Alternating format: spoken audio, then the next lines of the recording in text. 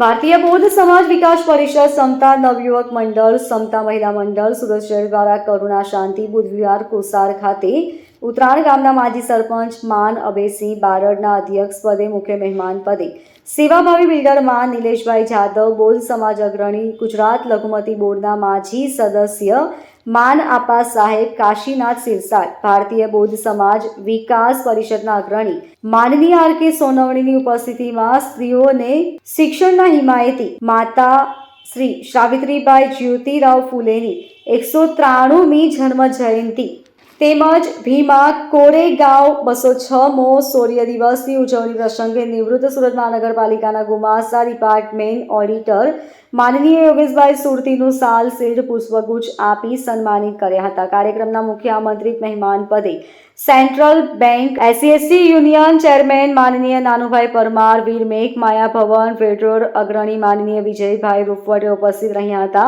કાર્યક્રમનું સંચાલન સમતા નવયુવક મંડળ ભારતીય બૌદ્ધ સમાજ વિકાસ પરિષદ સુરત શહેર અધ્યક્ષ દિલીપ કે સિરસાટે કર્યું હતું. કાર્યક્રમમાં ઉપસ્થિત મહેમાનોએ પ્રાસંગિક પ્રવચન કર્યા હતા, જેમાં 160 વર્ષ પહેલા સ્ત્રીઓને શિક્ષણથી વંચિત રાખવામાં આવ્યા હતા. જે સમયે મહાત્મા જ્યોતિરાવ ફૂલે, માતાશ્રી સાવિત્રીબાઈ ફૂલે પ્રથમ વિધાયક ખોલી અનેક અપમાનો સહન કરી સ્ત્રીઓને શિક્ષણની શરૂઆત કરી હતી. બહુજન મહાપુરુષોએ કરેલા ત્યાગ બલિદાનને નજર સામે રાખી સમાજ હિતના કાર્યો કરવા અનુરોધ કર્યો હતો.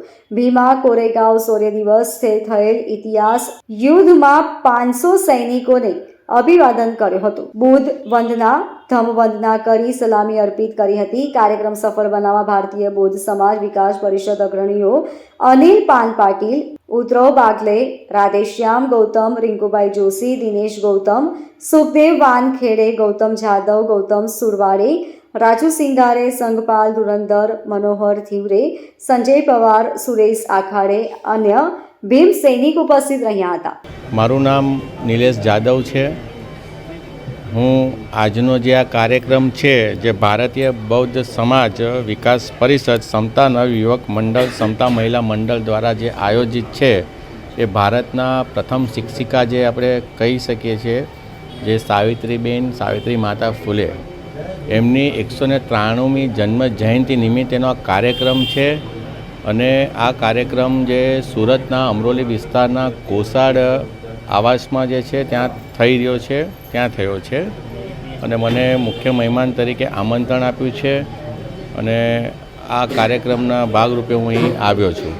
મેસેજમાં એક જ આપીશ કે આ જેટલા પણ અમે અહીંયા જે ભેગા થયા છે, મને પણ જે બોલાવવામાં આવ્યો છે, તો હું એમ જ કહીશ કે આપણે જે બાબા સાહેબે જે આપણને ઉદ્દેશ આપ્યા છે, એમના જીવનના જે મંત્ર હતા કે ભાઈ મહિલાઓનો આર્થિક વિકાસ, સામાજિક રીતે વિકાસ એમનો થવો જોઈએ.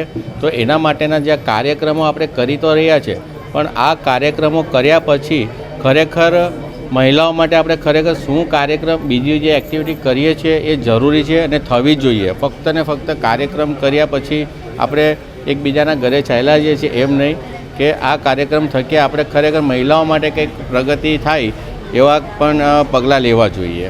આ મારો એક સંદેશ છે, મેસેજ છે ને અપીલ છે. Bureau report LK star news Surat.